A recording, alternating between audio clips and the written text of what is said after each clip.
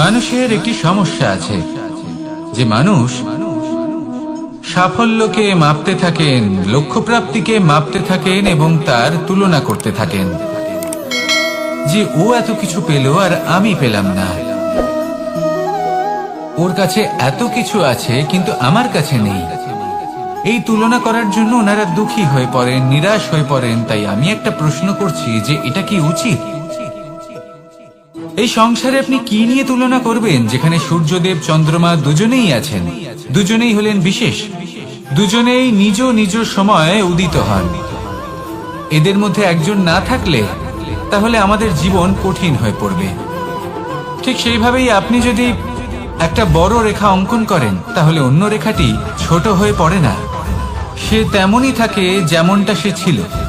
আপনার অস্তিত্ব কখনো ছোট বা বড় হতে পারে না, শুধু তুলনা করার জন্য আপনার এটা মনে হতে পারে। যদি আপনি যুদ্ধ করতে চান আপনার তলোয়ারের প্রয়োজন পড়বে, যদি বস্ত্র তৈরি করতে চান এত বড় তলোয়ার দিয়ে কিছুই হবে না, তখন প্রয়োজন পড়বে একটা ছোট্ট সূচের। তাই তুলনা করবেন না, না নিজেকে ছোট মনে করবেন না অন্য কাউকে। সবার সাথে সহযোগিতা করুন, আর যদি তুলনা করতেই হয় নিজের সাথে করুন, যে কাল আমি কেমন ব্যক্তি ছিলাম, আজ কি তার থেকে শ্রেষ্ঠ হয়ে উঠতে পেরেছি। ভেবে দেখুন ভবিষ্যতে গিয়ে আপনি কতটা শ্রেষ্ঠ ব্যক্তি হতে পারেন। আসুন আমার সাথে ভালোবেসে বলুন রাধা রাধা। বস্ত্র আমাদের সকলের প্রিয়, এটা আমাদের জীবনযাপনের জন্য প্রয়োজনীয়। আমরা সবসময় চেষ্টা করি সেই বস্ত্র পরতে যা পরলে আমাদের দেখতে ভালো লাগে। কিন্তু কখনো এই কথা ভেবে দেখেছেন যে কিছু বস্ত্র যদি স্বচ্ছ হয় তাহলে তা পুরনো হলেও দেখতে ভালো লাগে? ঠিক তেমনি যেমন কোনো খাবার যদি মশলাদার না হয়, অত্যন্ত সুস্বাদু নাও হয়, কিন্তু যদি তা গরম হয়, টাটকা হয়, তাহলে খেতে ভালোই লাগে। ঠিক সেইভাবেই যদি কোনো ব্যক্তি সুন্দর নাও হয় কিন্তু তার কথা খুবই মধুর হয়, তাহলে সেই ব্যক্তি সকলের প্রিয় হয়। কোনো ব্যক্তি যদি ধনবান নাও হন কিন্তু তিনি যদি গুণী হন, তাহলে এই সংসারে সম্মান লাভ করেন। সেই জন্য কখনো এই বিষয়ে দুঃখ পাবেন না যে আপনার কাছে ভৌতিক স্বাচ্ছন্দ্য নেই।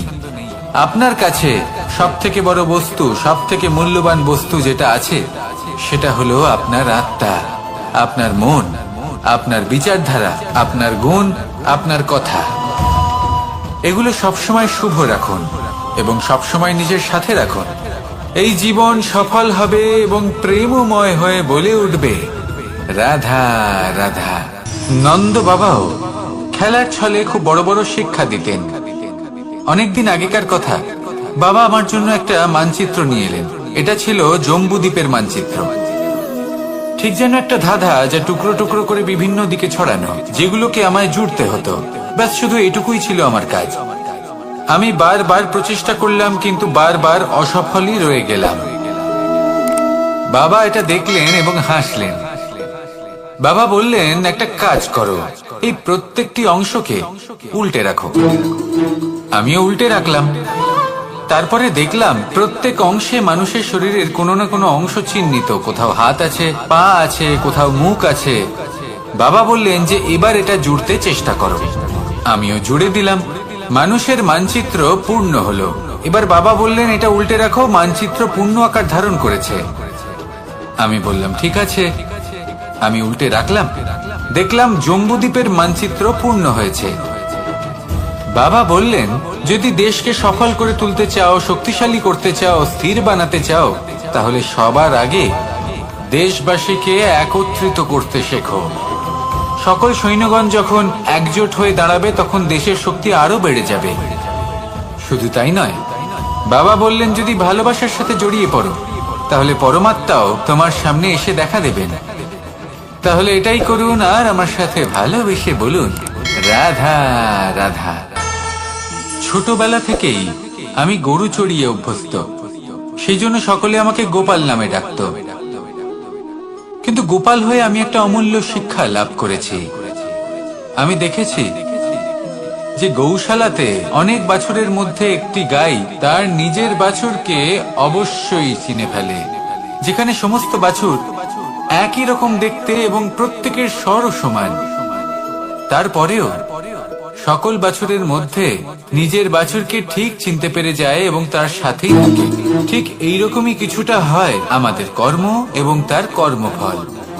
আপনি সবার মাঝে থেকেও কোনো কর্ম যদি করেন, সেই কর্মফল সবার মধ্যে আপনাকে চিনে ফেলবে এবং আপনার সাথেই থাকবে। তাই যখনই কর্ম করবেন ভেবে চিন্তে করবেন। কোনো কর্ম করার আগে একবার ভেবে দেখুন, তাহলে জীবনে বারংবার অনুতপ্ত হতে হবে না। কারণ বিষয়টা কিছুটা এরকম যে এই সংসারে আপনি কাল, কর্মফল এবং সময়, এই তিনের হাত থেকে কখনো লুকোতে পারবেন না, কখনো পালাতেও পারবেন না। আসুন আমার সাথে ভালোবেসে বলুন, রাধা রাধা। জন্ম এবং মৃত্যু, একটি হলো জীবনের সূত্রপাত, আরেকটি জীবনের সমাপ্তি। এটা হলো একটি চক্র এবং প্রত্যেক চক্রের মতোই এটাও যেখান থেকে শুরু হয় সেখানে এসেই সমাপ্ত হয়। অর্থাৎ প্রত্যেক ব্যক্তি যারা জন্ম নিয়েছেন তার জন্মের সাথে এটা সুনিশ্চিত হয়ে যায় যে তার মৃত্যু হলো অবশ্যম্ভাবী। এই সংসারে এমন কিছুই নেই যা চিরকালের মতো থেকে যায়। এবার এটা আমরা সবাই জানি। আমাদের কাছে যে জীবনটা আছে, যেটা আমরা যাপন করতে পারি, সেই সময়কালে আমরা কি করতে পারি সেটা গুরুত্বপূর্ণ। এমন কিছু করুন যার ফলে মৃত্যুর পরেও আপনি অমর হয়ে থাকবেন। আমাদের কথা, আমাদের কর্ম এই সংসারে প্রেরণা প্রদান করতে পারে। আর যদি আমরা প্রেরণা নাও জোগাতে পারি, তাও এই সন্তোষ বোধ যেন থাকে যে আমরা আমাদের জীবন ব্যর্থ হতে দিইনি। এই জীবন যাপন করার ইচ্ছেতেই আমরা সময় ব্যর্থ করে দিই। আর এই জীবনকে যাপন করার সর্বশ্রেষ্ঠ উপায় হলো এটাই যে কখন আমাদের মৃত্যু হবে, কিভাবে আমাদের মৃত্যু হবে, এই চিন্তা ত্যাগ করে যেন আমরা বর্তমানে বেঁচে থাকি, আজকে বেঁচে থাকি, আজকে দাঁড়িয়ে কর্ম করি এবং আজ যে সংকট সামনে তার সম্মুখীন হই।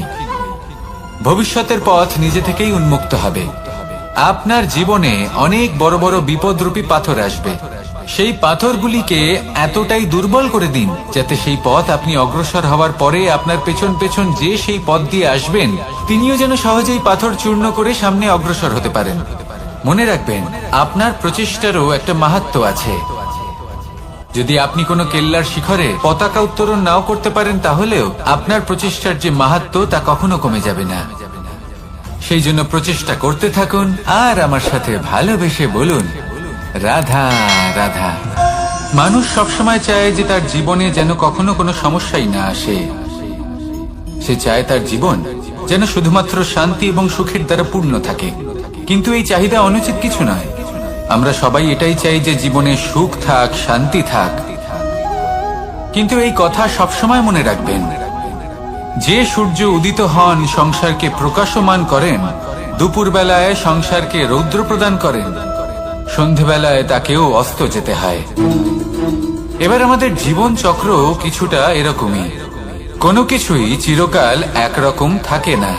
কখনো এই নদীকে দেখুন যা বয়ে চলেছে।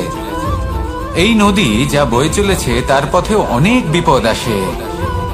বড় বড় পাথরের সম্মুখীন হয়ে তাকেও সামনে এগিয়ে যেতে হয়। একটি পুকুর যা চারদিক থেকে ঘেরা, তার জীবনে কিন্তু কোনো সমস্যা নেই। কিন্তু এই সংসারে পুকুরের পুজো করা হয় না, পুজো করা হয় নদীকে। মনে রাখবেন, সমস্যার ঊর্ধ্বে তিনি উঠতে পারেন যিনি সমাধি লাভ করেছেন, যিনি এই সংসারেই নেই। যিনি এই সংসারে আছেন এবং জীবিত আছেন, তার জীবনের সমস্যা হলো শ্বাসবায়ুর মতোই গুরুত্বপূর্ণ।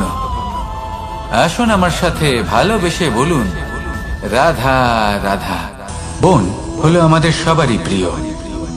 সেখানকার সৌন্দর্য, শান্তি, সেখানকার পরিবেশ আমাদের সকলের ভালো লাগে এবং সেখান থেকে আমরা কাঠ পাই, যা সংসারে আমাদের জীবনে আমাদের খুব সহায়ক হয়ে ওঠে। এর দ্বারা আমরা অনেক কিছুই প্রাপ্ত করতে পারি। অনেক বাদ্যযন্ত্র আমরা লাভ করতে পারি। এর অনেক ভাবে প্রয়োগ সম্ভব। কিছু কাঠ অত্যন্ত সুগন্ধি হয় যা আমরা ঈশ্বরকে নিবেদন করি, যেমন চন্দন। এবার ভাবুন, একজন অসাবধানী ব্যক্তি, তার হাত থেকে ছোট্ট একটা আগুনের ফুলকি যদি সেখানে পড়ে, তাহলে তা সমগ্র বনকে ভস্ম করে দিতে পারে।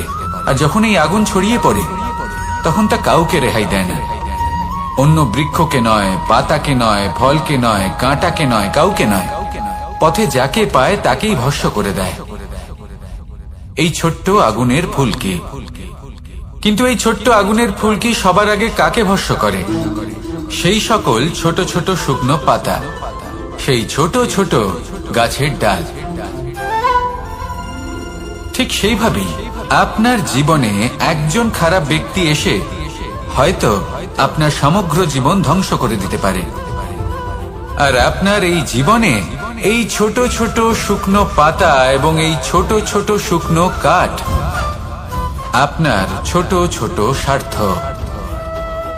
আপনার স্বার্থের দ্বারা এই অশুভ ব্যক্তি আপনার মনে অশুভ আবেগ বাড়িয়ে তুলবে এবং আস্তে আস্তে আপনার জীবন শেষ করে দিতে পারে।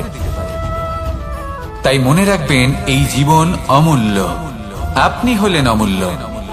এই জীবন যাপন করুন এবং এই জীবনের কাছে পৌঁছানোর দ্বার আর কোথাও নেই, আপনার কাছেই আছে। আপনার মনে, আপনার বিবেকে, আপনার দৃষ্টিভঙ্গিতে, আপনার ভাবনাতেই আছে। এই দ্বারকে খুলুন। জীবন সফল হবে আর ভালোবেসে বলবে, রাধা রাধা। কথায় আছে যে স্বপ্ন এবং লক্ষ্য হলো একটি মুদ্রারই দুটি দিক। যতক্ষণ না স্বপ্ন দেখছেন ততক্ষণ বুঝবেন কি করে আপনার লক্ষ্য কি? স্বপ্ন দেখে যদি নিজের লক্ষ্য বুঝতে পারেন, সেটা পেতে চান, তবেই সেটা লাভ করতে পারবেন। কিন্তু স্বপ্ন এবং লক্ষ্য এই দুইয়ের মধ্যে একটা ভারসাম্য রয়েছে, যেটা বজায় রাখা প্রয়োজনীয়। একে আমরা বলে থাকি পরিশ্রম। দেখুন, যদি আপনি স্বপ্ন দেখতে চান তাহলে পরিশ্রম ত্যাগ করে নিদ্রা লাভ প্রয়োজন। কিন্তু যদি আপনি লক্ষ্য লাভ করতে চান তাহলে আপনাকে নিদ্রা ত্যাগ করে পরিশ্রম করতে হবে। তাই আলস্য ত্যাগ করুন এবং সিদ্ধান্ত নিন যে আপনি কি চান। আপনার জীবনের এই তুলাদণ্ডে স্বপ্নের পাল্লা ভারী হওয়া প্রয়োজন নাকি লক্ষ্যের? আমার মতে এই দুইয়ের মধ্যে যদি ভারসাম্য বজায় রাখেন তবে পথ নিজে থেকেই সামনে আসবে। শুধু সেই পথে অগ্রসর হতে থাকুন এবং আমার সাথে ভালোবেসে বলুন, রাধা রাধা। আমরা সবাই জীবনে সুখ লাভ করতে চাই। শুধু জীবনে কেন, জীবনের পরেও আমরা সুখ লাভ করতে চাই। আমরা সকলে স্বর্গের কামনা করি। কিন্তু খুব সহজ একটা কথা, যদি আপনি স্বর্গ লাভ করতে চান তাহলে প্রথমে মৃত্যু লাভ করতে হবে। আপনি যদি প্রাণই না দেন তাহলে আপনি স্বর্গ লাভ কিভাবে করবেন, তাই না? শুধু এই ছোট্ট একটা বিষয় দ্বারা আমরা জীবনে অনেক কিছুই শিখতে পারি। যদি আপনার কোনো লক্ষ্য থাকে, কোনো মনোবাঞ্ছিত স্থান থাকে, কোনো বড় কাজ আপনি করতে চান, তাহলে সেই সবই হবে। কিন্তু শুধুমাত্র কামনা করলে হবে না, আপনাকে কর্ম করতে হবে। নিরন্তর প্রয়াস, পরিশ্রম, পথ খুঁজতে হবে, সামনে অগ্রসর হতে হবে। কখনো অসফল হলে তার কারণ খুঁজতে হবে, বিপদের সম্মুখীন হতে হবে, অন্তর থেকে নিজের শক্তি বাড়িয়ে তুলতে হবে। তবেই আপনি নিজের লক্ষ্য লাভ করতে পারবেন, মনোবাঞ্ছিত স্থান পাবেন। মহানদী গঙ্গা একটি বিন্দু দ্বারা শুরু হয়, ধীরে ধীরে অগ্রসর হয়। কোনো পাথরে ধাক্কা খেলেও সে থামে না, বরং এগোতেই থাকে। তারপরেই সে মহান নদী গঙ্গা হয়ে উঠতে পারে। পরিশ্রম করুন, লক্ষ্য লাভ করুন, আর আমার সাথে ভালোবেসে বলুন, রাধা রাধা। এই সংসারে তিন ধরনের আবেগ অত্যন্ত গুরুত্বপূর্ণ, যা প্রত্যেক মানুষের জীবনে থাকে। প্রথমটা হলো আনন্দ, যা আমরা সবাই লাভ করতে চাই। দ্বিতীয় হলো ক্রোধ। এটা তখনই আসে যখন আমরা আমাদের উপর নিয়ন্ত্রণ হারাই বা কোনো পরিস্থিতি আমাদের প্রতিকূল হয়ে থাকে। তৃতীয় হলো দুঃখ। এই দুঃখ তখনই আসে যখন কোনো একটা পরিস্থিতি আমাদের মনের মতো হয় না, বা আমাদের প্রিয়জন আমাদের বুঝতে পারেন না। আমরা অমূল্য কিছু হারিয়ে ফেলি, তখন এই দুঃখ আমাদের হৃদয়ে আশ্রয় নেয়। এই তিন আবেগ হলো এমন যে আমাদের জীবনে আসতে এবং যেতে থাকবে। কিন্তু এই তিনটি আবেগের বিষয়ে কোন কথাটা মনে রাখতে হবে সেটা শুনুন। যখনই আপনি আনন্দে থাকবেন, প্রতিশ্রুতি দেবেন না, কারণ যখন মানুষ আনন্দে থাকেন তখন তিনি নিজের বিবেক বোধ হারিয়ে ফেলেন। দ্বিতীয়ত, যখনই আপনি ক্রুদ্ধ হবেন, উত্তর দেবেন না, কারণ ক্রোধের বশে যে উত্তরই দেবেন সেটা শুভ হবে না। তৃতীয়ত, যখনই আপনি দুঃখী থাকবেন, কোনো সিদ্ধান্ত নেবেন না, তখন নিজের মনের ওপর, নিজের কর্মের ওপর, নিজের ওপর নিয়ন্ত্রণ রাখতে চেষ্টা করুন। যদি এই তিনটি আবেগের ক্ষেত্রে এই জিনিসগুলো মনে রাখেন, তাহলে জীবনে কখনো আক্ষেপ করবেন না। আসুন আমার সাথে ভালোবেসে বলুন, রাধা রাধা। আমাদের মধ্যে বেশিরভাগ মানুষ কোনো না কোনো মহাশক্তির উপস্থিতিকে বিশ্বাস করেন। আমরা মনে করি যে এ হলো সেই মহাশক্তি যার প্রভাব, যার কৃপা চিরকাল আমাদের উপর বজায় থাকে। আমাদের কর্মের ওপর, কর্মফলের ওপর চিরকাল তার দৃষ্টি থাকে। আমাদের মধ্যে কেউ একে ঈশ্বর মনে করেন, কেউ বা প্রকৃতি মনে করেন, বা কেউ কোনো গৃহপালিত পশুর মধ্যে মহাশক্তির দর্শন লাভ করেন, বা কেউ কোনো বস্তুর মধ্যে। প্রত্যেকের নিজস্ব বিশ্বাস আছে, কিন্তু সেই শক্তির থেকে আশীর্বাদ লাভের জন্য বা কোনো ইচ্ছে পূরণের জন্য আমরা কখনো না কখনো মন্দিরে যাই। এই মন্দির শব্দের সূত্রপাত কিভাবে, আগে সেটা বুঝে নেওয়া যাক। মন্দির, এই শব্দের আরম্ভ হলো মনের দ্বারা। কিন্তু বেশিরভাগ মানুষ যখনই মন্দিরে যান কোনো ইচ্ছে পূরণের জন্য বা ইচ্ছে পূরণ হওয়ার পরে ধন্যবাদ দেওয়ার জন্য, তখন তিনি শুধুমাত্র শারীরিকভাবে সেখানে উপস্থিত থাকেন। তার মন তো সাংসারিক কাজের মধ্যেই ঘোরাফেরা করতে থাকে, তাই না? তাহলে বলুন, এর অর্থ কি? যদি আপনি মন্দিরে নিজের মনকেই না নিয়ে যান, তাহলে তার কি লাভ হবে? মন্দিরে গিয়ে নিজের মনকে ঈশ্বরের চরণে পূর্ণরূপে সমর্পণ করুন। নিজের মন থেকে ঈশ্বরের আরাধনা করুন, আর এই মন থেকেই বলুন, রাধা রাধা। মানুষ শুধুমাত্র দুই ধরনের ব্যক্তির সামনেই নত হন। একজন হলেন তিনি যাকে তিনি সম্মান করেন, আর আরেকজন যাকে তিনি ভয় পান। এবার কোনো ব্যক্তি যদি আপনার সামনে নত হন, তাহলে তার পেছনের কারণ কি? আপনার প্রতি সম্মান নাকি আপনার প্রতি ভয়? সেটা আপনাকেই বুঝতে হবে। যদি আপনি এমন মনে করেন যে তাতে কি যায় আসে, ভয় হোক বা সম্মান, কেউ আমার সামনে নত তো হচ্ছেন, যদি এটা আপনার চিন্তা ভাবনা হয়, তাহলে আপনাকে মনে করিয়ে দিই, এই সময় বদলাতে বেশি সময় লাগে না। আজ যে ব্যক্তি আপনাকে দেখে ভয় পাচ্ছে, কাল এই ভয়ের সমাপ্তিও ঘটতে পারে। আবার এমনও হতে পারে যে তার কাছে অত্যাধিক শক্তি চলে এলো। অনেক কিছুই হতে পারে। তাই মনে রাখবেন, যে মাথা ভয়ের কারণে নত হয় তা সময় এলে সবার আগে বিরোধিতা করতে পারে, আর যে মাথা সম্মানের কারণে নত হয় আপনার জন্য নিজের শিরচ্ছেদও সে করতে পারে। তাই সকলকে আপন করে নিন, কিন্তু ভয় প্রয়োগ করে নয়। কর্ম করুন এবং সম্মান অর্জন করুন। শুধু এটাই করুন, আর আমার সাথে ভালোবেসে বলুন, রাধা রাধা। সূচের শেষে একটি ছিদ্র থাকে, যার দ্বারা আমরা এই সুতো পরাতে পারি, আর তারপর সূচের সাহায্যে এই সুতো দিয়ে বস্ত্র সেলাই করা যায়। কিন্তু যদি সুতোটা সোজা করে ধরা না হয়, তাহলে সূচে কখনো এই সুতো পরানোই সম্ভব নয়। যদি এতে কোনো গিঁট পড়ে, তখন তা কখনোই এই ছিদ্র দ্বারা প্রবেশ করা সম্ভব নয়। ঠিক এইভাবেই যদি আপনি কারোর জীবনে প্রবেশ করতে চান, কারোর অন্তরে প্রবেশ করতে চান, তাহলে আপনাকেও সহজ থাকতে হবে। এতে কোনো গিঁট থাকলে চলবে না, অর্থাৎ মনে যাতে কোনো মালিন্য না থাকে, যেন কোনো কুচিন্তা না থাকে। যদি এসব থাকে, তাহলে আপনি কখনো কারোর জীবনে প্রবেশ করতে পারবেন না। আর যদি কোনোভাবে আপনি প্রবেশ করেও যান, তাহলে তার মনে ঘর করতে পারবেন না। নিজেকে এই সুতোর মতন করে তুলুন, সহজ। মনে যেন কোনো কুচিন্তা না থাকে, সবার প্রতি যেন সদ্ভাবনা থাকে, শুভ চিন্তা থাকে। এমনটা করতে থাকুন। এমন একটা দিন আসবে যেদিন এই সমস্ত সংসারের ব্যক্তির মনে আপনি বাস করবেন, আর তখন এই মন প্রসন্ন হয়ে বলবে, রাধা রাধা। সূর্য হলেন আমার অত্যন্ত প্রিয়। প্রতিদিন আমাকে নতুন শিক্ষা দিতে থাকেন। একবার সূর্যকে দেখুন, 4 প্রহর পর্যন্ত উনি অন্ধকার সহ্য করেন, তারপর আস্তে আস্তে উদিত হন। প্রথমে লাল, তারপর গেরুয়া, তারপর শ্বেত বর্ণ ধারণ করেন। আস্তে আস্তে আকাশে উদিত হন আর তারপর সমস্ত সংসারে প্রকাশমান হয়ে উঠবেন। এ হলো সূর্যের তপস্যা, তার ধৈর্য, তার প্রতীক্ষা, তার পরিশ্রম, যার ফলে উনি সংসারে সর্বোচ্চ স্থান অধিকার করেছেন। যদি আপনিও এই সংসারে সূর্যের মতোই মহান হয়ে উঠতে চান, সূর্যের মতো এই সংসারে সর্বোচ্চ স্থান অধিকার করতে চান, তাহলে আপনাকে সূর্যের মতোই তপস্যা করতে হবে, প্রতীক্ষা করতে হবে, ধৈর্য ধরতে হবে, পরিশ্রম করতে হবে।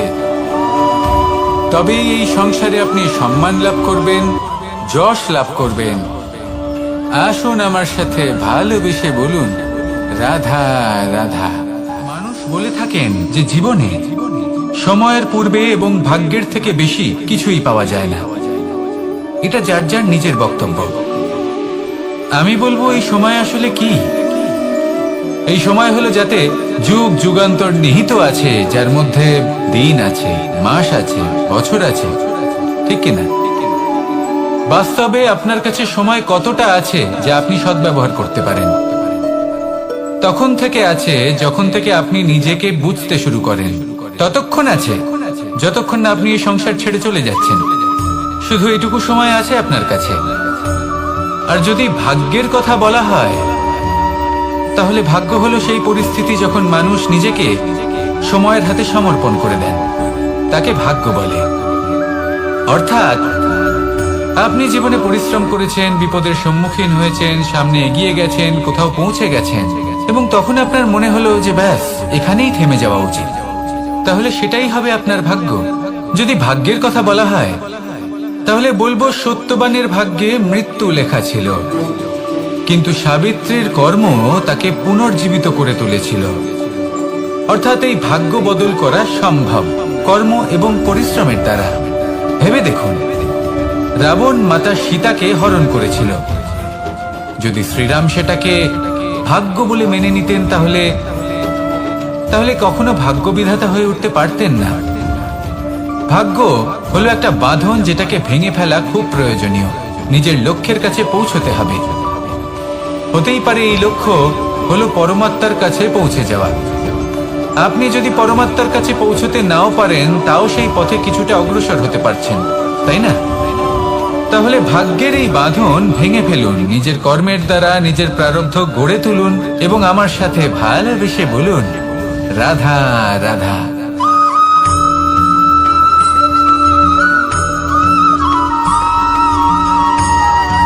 যখন কোনো ব্যক্তি নিজের লক্ষ্য প্রাপ্তির জন্য নিরন্তর পরিশ্রম করতে থাকেন, চেষ্টা করতে থাকেন, তখন তিনি কষ্ট অনুভব করেন। কখনো শারীরিক কষ্ট, কখনো মানসিক কষ্ট। এবার উনি এটা ভাবতে থাকেন যে আমি কি উচিত করছি নাকি অনুচিত করছি।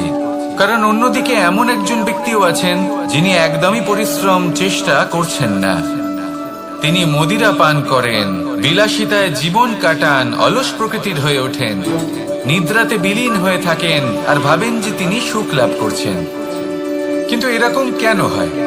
কারণ যখন আমরা সৎ পথে থাকি, উচিত পথে চলি, লক্ষ্য প্রাপ্ত করার জন্য চেষ্টা করতে থাকি, তখন আমাদের ভেতরে থাকা নেতিবাচক শক্তি এবং পাপ এই দেহকে ত্যাগ করে দেয়। আর এই অনুভূতিটাই আমাদের দুঃখের অনুভূতি দেয়, কষ্ট দেয়। এবার সেখানে যদি আমরা কুপথে চলি, অনুচিত পথে চলতে থাকি, তাহলে আমাদের ভেতরে থাকা পুণ্য এবং ধনাত্মক শক্তি আমাদের দেহ ত্যাগ করে দেয়। আর এই অনুভূতির কারণেই আমরা সুখ অনুভব করি। কিন্তু কখনো ভাববেন যে এই সুখ বেশি সময় পর্যন্ত থাকে না। সেই জন্য সবসময় মনে রাখবেন, যদি আপনি জানেন যে এটাই আপনার লক্ষ্য, এটাই উচিত পথ, শুভ পথ, তাতে নিরন্তরভাবে এগিয়ে যেতে চেষ্টা করতে থাকুন। এই কষ্ট আপনাকে সুখের পরাকাষ্ঠায় কখন পৌঁছে দেবে তা আপনি জানতেই পারবেন না। আসুন আমার সাথে ভালোবেসে বলুন, রাধা রাধা।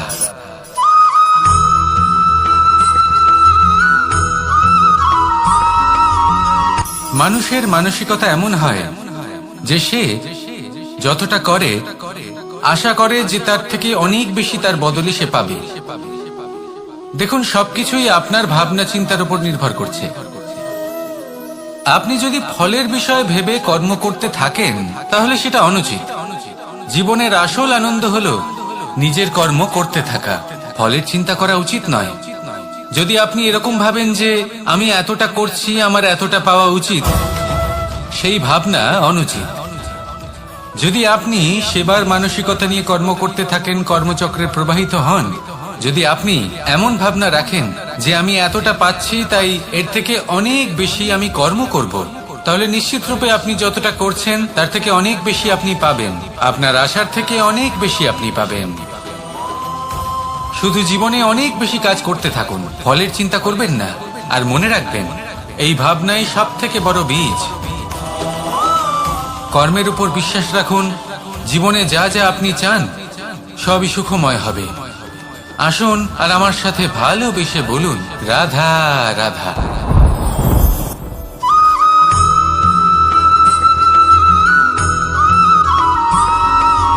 আমাদের শরীর প্রকৃতির সর্বশ্রেষ্ঠ রচনা। যে অঙ্গ প্রত্যঙ্গ আমরা লাভ করেছি প্রত্যেকটির মধ্যে একটি নিজস্ব বার্তা রয়েছে। একটু ভেবে দেখুন, দুটি চোখ দিয়েছে দেখার জন্য, দুটি কান দিয়েছে শোনার জন্য, নাসিকাও আছে দুটি, দুটি হাত দিয়েছে দ্বিগুণ পরিশ্রম করার জন্য। কিন্তু জীব শুধুমাত্র একটি। তার উপরেও তীক্ষ্ণ বলিষ্ঠ দাঁত দিয়েছে তার রক্ষার জন্য। কখনো ভেবে দেখেছেন কেন?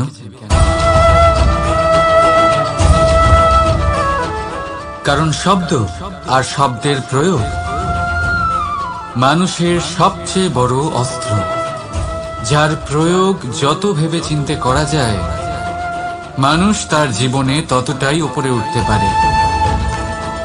তাহলে মনে রাখুন, দেখুন, শুনুন আর বুঝুন বেশি, বলুন কম।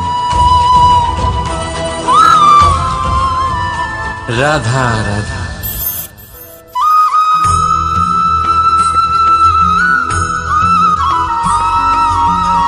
এই সংসারে কোনো বস্তু হোক বা ব্যক্তি হোক, তার একার গুরুত্ব কিন্তু খুব বেশি নয়।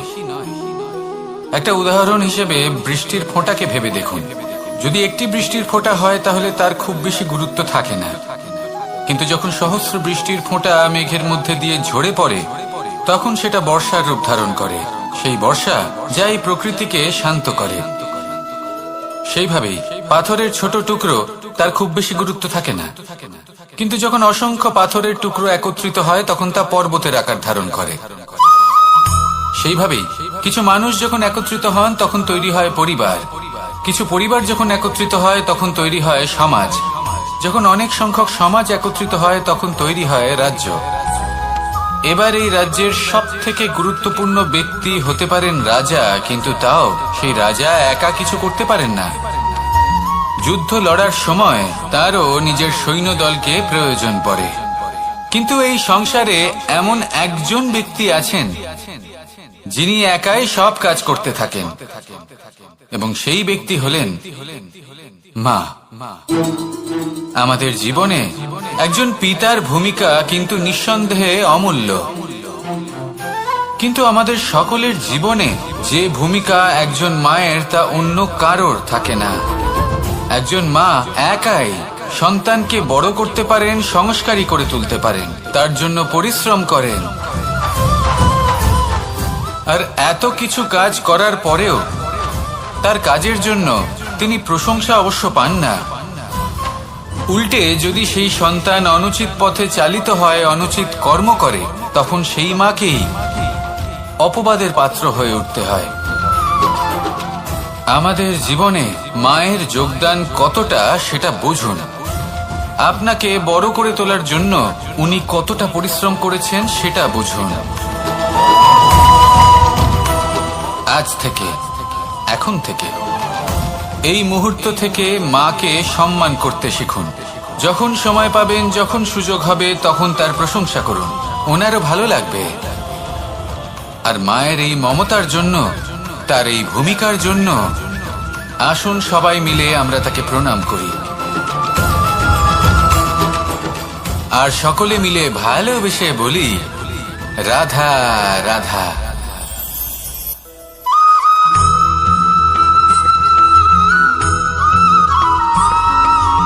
ফিরে আসছিলেন এবং তাদের ফেরার পথে হঠাৎ করে কোথাও থেকে একটি বাছুর চলে এলো। এই দুই বোন ভয়ভীত হয়ে গেলেন, আর তাদের হাত থেকে সেই আটা পড়ে গেল, মাটিতে মিশে গেল। এবার এই পুরো ঘটনাক্রমে যদি কারোর বিন্দুমাত্র লাভ হয়ে থাকে, বিন্দুমাত্র আনন্দ পেয়ে থাকে, তাহলে সে কে? সেই ছোট বোন, যিনি মাঝে মাঝেই গমের দানা তুলছিলেন এবং খাচ্ছিলেন। কিছুটা হলেও উনি আনন্দ লাভ করেছিলেন। এবার এরকমই হলো আমাদের জীবনে ভক্তি এবং ভালোবাসা সংক্রান্ত বিষয়। মানুষ নিজের জীবনের দৈনিক কাজে এতটাই ব্যস্ত হয়ে পড়েন, প্রত্যেকদিন শুধু কাজ কাজ কাজ কাজ করতে থাকেন, আর তাতে ভক্তি এবং ভালোবাসার জন্য সময় বার করতেই পারেন না।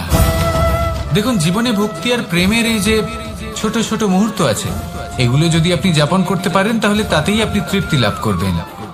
বাকি সবই আপনার ব্যর্থ বলেই মনে হবে। জীবনে যখনই আপনি কোনো কাজ করবেন, ঈশ্বরের প্রতি সমর্পিত হয়ে সেই কাজ করুন। আর যখনই সময় পাবেন, তাহলে সেই সময় নিজের আপনজনদের দিন, যাদের আপনি ভালোবাসেন, তাদের প্রতি যত্নবান হন, তাদের শুভাকাঙ্ক্ষী হন। এই প্রেম আর ভক্তির ছোট ছোট মুহূর্তগুলো আপনার জীবনকে চরিতার্থ করে তুলবে। আসুন আমার সাথে ভালোবেসে বলুন, রাধা রাধা।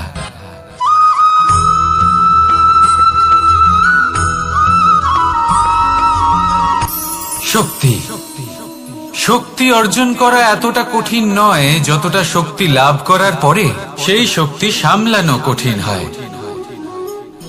কারণ যেই মানুষ শক্তি লাভ করে, তার মনে গর্ববোধ জন্মায়, জন্মায় অহংকার, জন্মায় জেদ। তাই শক্তি প্রাপ্ত করার সাথে বিনম্র থাকাও অত্যন্ত আবশ্যক। আর এটা আমাদের শেখা উচিত বৃক্ষের থেকে। বৃক্ষ যা আমাদের ফল দেয়, বৃক্ষ যা যত ফল দেয় ততটাই ঝুঁকে যায়। আমরা পাথর মারি ওই বৃক্ষের থেকে ফল প্রাপ্ত করার জন্য। সেই পাথরের মার সহ্য করেও বৃক্ষ আমাদের ফল দেয়। কোনো গর্ববোধ নেই, কোনো অহংকার বোধ নেই, আর সেই জন্য এই বৃক্ষের পুজো করা হয়। এটাই হলো মাহাত্ম্য, শক্তির সাথে বিনম্রতা। যদি এই শক্তি সৃজন করে থাকে, সাহায্য করে থাকে, সম্বল হয়ে থাকে, তবেই সেই শক্তি উপযুক্ত। আর নয়তো সেই শক্তি একদিন আপনাকে আসক্ত অবশ্যই করবে। তাহলে শক্তি অবশ্যই অর্জন করুন, কিন্তু তার সাথে সেই শক্তি সামলানোর মতো বিবেকও আপনাকে অবশ্যই জাগ্রত করতে হবে। তাহলে আসুন আমার সাথে ভালোবেসে বলুন, রাধা রাধা।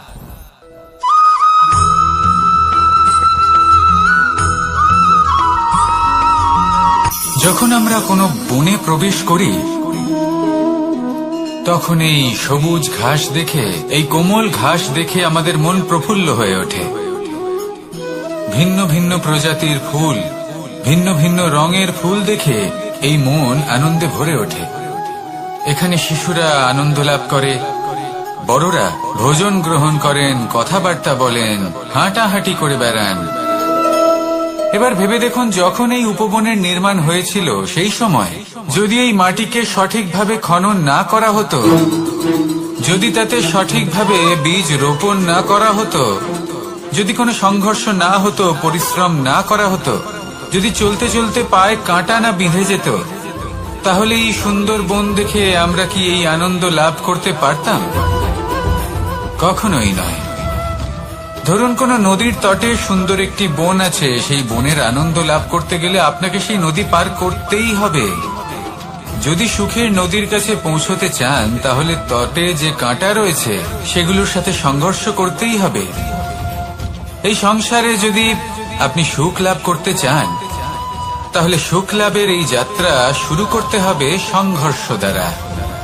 তাহলে সংঘর্ষকে স্বাগত জানান, এর পেছনেই সুখ রয়েছে যা আপনার জন্য অপেক্ষা করছে। এবার হাসুন আর আমার সাথে ভালোবেসে বলুন, রাধা।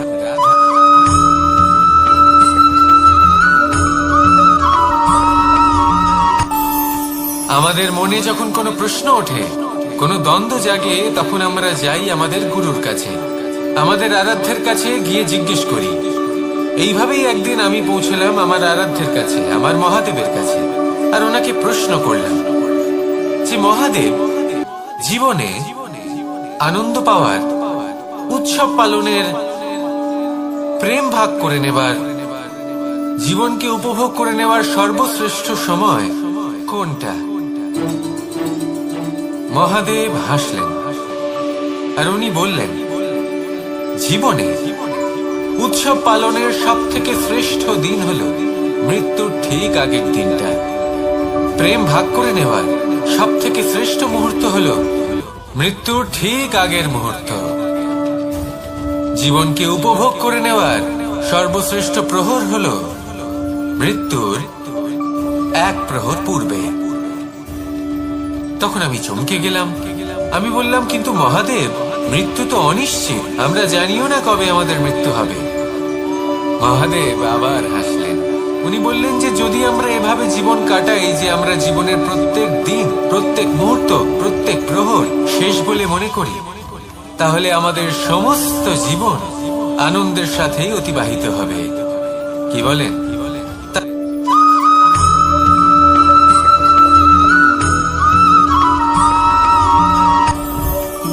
জীবনে কিছু শেখা অত্যন্ত গুরুত্বপূর্ণ। এবার কি কি শিখতে হবে সেই সব শেখানোর জন্য অনেক শিক্ষক রয়েছেন, কিন্তু কি শিখবেন না আর কি করবেন না, এটা আমাদের নিজের অভিজ্ঞতা দিয়ে শিখতে হয়। কিন্তু তার মানে এটা নয় যে যদি আপনাকে শিখতে হয় যে আগুনের তাপ কতটা, আপনাকে আগুনের মধ্যে হাত দিতে হবে। না, অন্য কারোর অভিজ্ঞতা দ্বারাও শিখতে পারেন। প্রশ্ন শুধুমাত্র একটাই যে আপনি কি শিখতে চান নাকি চান না। যদি আপনি এটাই ভাবেন যে আমি শুধুই নিজের অভিজ্ঞতা দ্বারাই শিখতে চাই, তাহলে জীবনকাল ছোট মনে হবে, অনেক কিছুই শিখতে পারবেন না। তাই নিজের সাথে সাথে বড়দের অভিজ্ঞতা দ্বারাও শেখা শুরু করে দিন। এই সংসারের অভিজ্ঞতা দ্বারা শিখতে শুরু করে দিন। আর এটা নিশ্চিত রূপে শেখা আবশ্যক যে কখন কি করবেন না, কোথায় থামতে হবে আর কোথায় থামবেন না। তাহলে আসুন আর আমার সাথে ভালোবেসে বলুন, রাধা রাধা।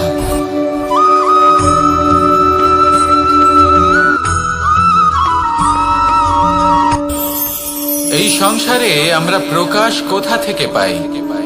এর উত্তর বড়ই সরল।